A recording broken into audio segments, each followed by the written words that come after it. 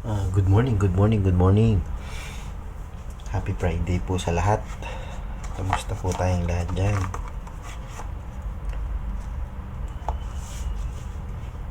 Let's talk about physical health and mental health. So, yung nakaraan po, puro exercise, habits yung mga pinag-uusapan natin. So, ngayon naman, dugtungan natin ang mental health. So, after taking care of your physical health, kahit paano mag-walking, mag-exercise ka. So, what about your mental health, di ba? So, marami po sa atin, in our daily lives, siguro kung pahayahay ka na lang o parelax-relax ka, siguro naman, okay ka. Siguro Pero, lahat kasi ng tao may problema hindi lang din natin nakikita. Yan yung hidden forces na nasa loob ng utak natin.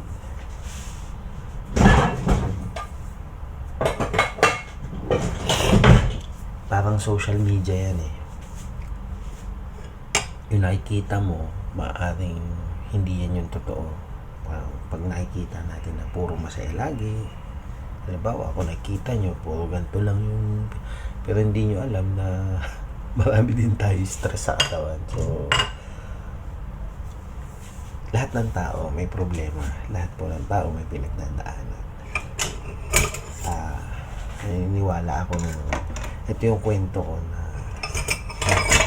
medyo na-appreciate ko yun.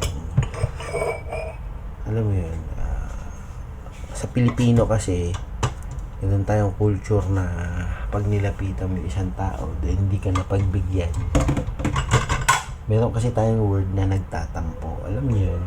Hindi ko po alam. Sumasama ang loob, which is hindi naman dapat. Dapat po kasi yan, baguhin na natin yung ganyang kultura, yung pagtatampo tsaka pagsama ng loob. So, nung dumating po ang mabigat na challenge sa buhay ko, syempre tayo gumagawa ng paraan, and nangyari na humingi ako ng tulong. Siguro nandun ako sa maturity stage nung panahon na yun.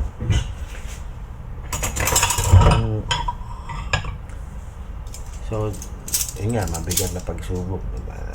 Kwento ko na yung paulit-ulit in the earlier vlog, so siguro di ko na-detalye masyado. Yung paulit-ulit na sinasabi ko nung mga nakaraang vlog ko, mga unang vlogs ko pa, baka umay na dyan. Kaya mabigat na pagsubok, ayun. Tumawag tayo sa lahat ng kaibigan natin, sa lahat ng mga friends natin. So, sa lahat ng malalapit at hindi malapit na kaibigan, tinawagan natin. Siyempre, alam natin na papansinin tayo. And ito yung na-realize ko nung that time na kada tawag ko, kada lapit ko, may yung sinasabi din nila yung problema nila sa akin. So, sabi ka, ay, oo nga. Sige, pasensya na. So, ayun, sabi ko, humingi ako ng pasensya kasi, siyempre, nangiistorbo ka.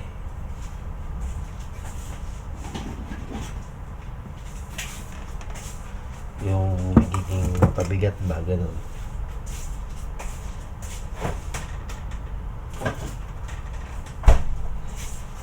So, I came to realize na hindi lang pala ako yung may problema. Magkakaiba nga lang ng bigat yung mga problema ng tao.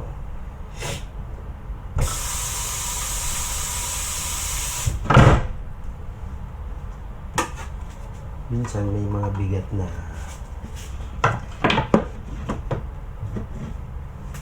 emosyon lang siya, hindi siya specific na. Usually kasi majority ng siguro more than mga 70 or to 90% problema ng tao financial sinasabi, pero minsan hindi naman ganun kabigat. Pero minsan may mga tao na ang problema nila emotion lang, hindi man nila problema yung pera, emotion lang. Then though hindi naman problema yung pera, pero yung mga solusyon sa problema yan, yung mga in which naapektuhan yung mental health natin. Magkakaiba po ng epekto, siyempre siguro case to case or person to person. Psychology po yan, di pa tayo expert dyan, pero yun nga, yung siguro sa akin, one way ng releasing ko ng stress or one way ng makakapag-comfort sa akin, kausap talaga. Kailangan ko lang ako kahit di pa agad mabigyan ng solution yung problema, pero at least kausap lang. Need lang ng release ng problema. At least may ibang tao kang nakakausap. Importante po yan. So depende po sa tao, depende kung paano niya i-handle ang sitwasyon, depende kung bigat na ba siya o kailangan niya lang ng makakausap. So ano po yan, let's take care of our mental health. And ang ito narinig ko po dun sa isang abogadong vlogger, long time na, way back, siguro years ago na. Diba nagkakaroon po ng nagkakaroon tayo ng may mga tao po na yung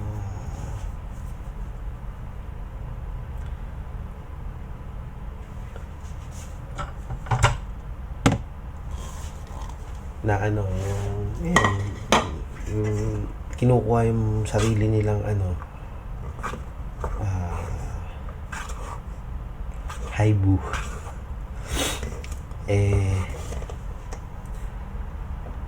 Sabi nila selfish act daw yun. So lagi po natin tandaan, may mga taong nag-aalala para sa atin, and wag natin gawin yung pulubi nga. Wala na siyang pamilya, wala nang hindi naman niya kinukuha yung sarili niyang haibu, diba? So na lang, tayo, kung may problema tayo at di mo pa alam ang solusyon,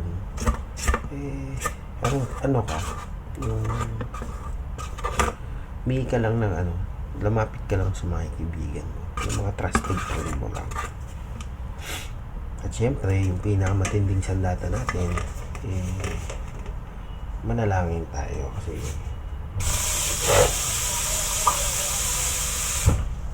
sa lahat ng bigat, sa lahat ng heaviness na nararamdaman mo, siguradong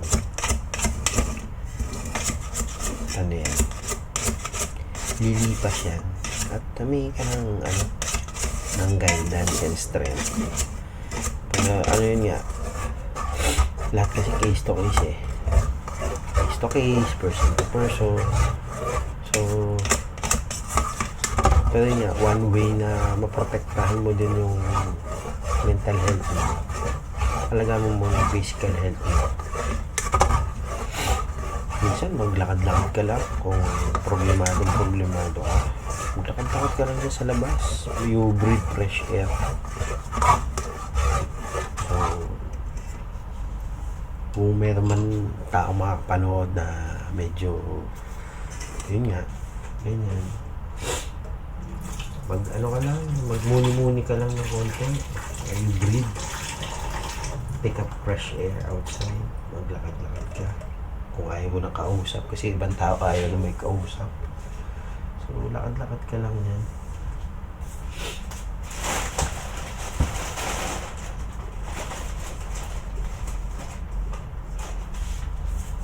Marami kang ano dyan, marami kang marirealize. So, yun nga, as a, hindi naman po tayo expert dyan, pero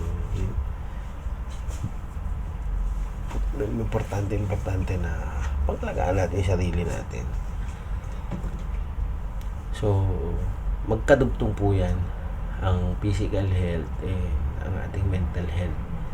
So, yung level nga lang talaga ng bigat, yung bigat ng problema ng bawat tao, magkakaiba. Maaaring doon sa iba. Pero pag napagdaanan mo na yung pinakamahirap na problema, parang lahat ng problema sa'yo magaan na. Kasi nadaanan mo na yung, ano eh, di ba? Yung mabigat sa mabigat. So, ibang problema dyan. Eh, magaan na lang para sa'yo. So,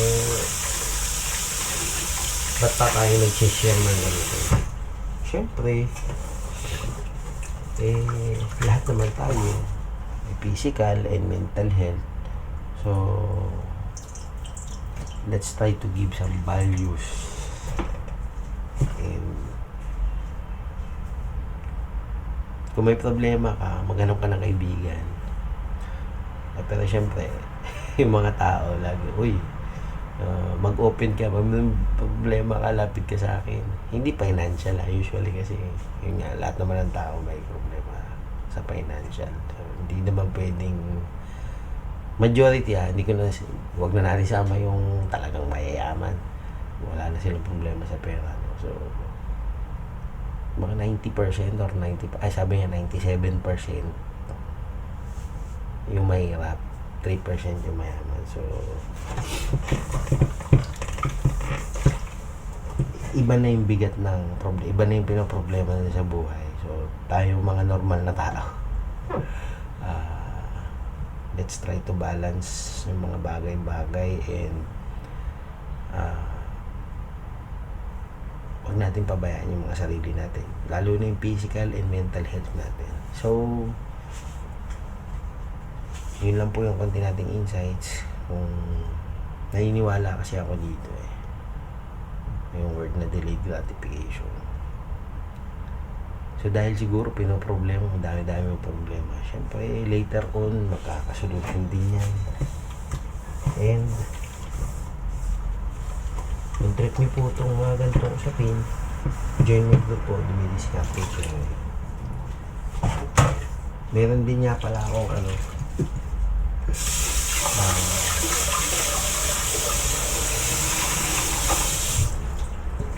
kung ikaw nagpaplano mag-ipon, diba, ang dami na nagdi-discourage na huwag kang mag-ipon kasi nga kailangan ng inflation. Ito yung alam na dalawa kong investment na kaya kong itip o paglaanan mo. Number 1 is life insurance and number 2 is a property.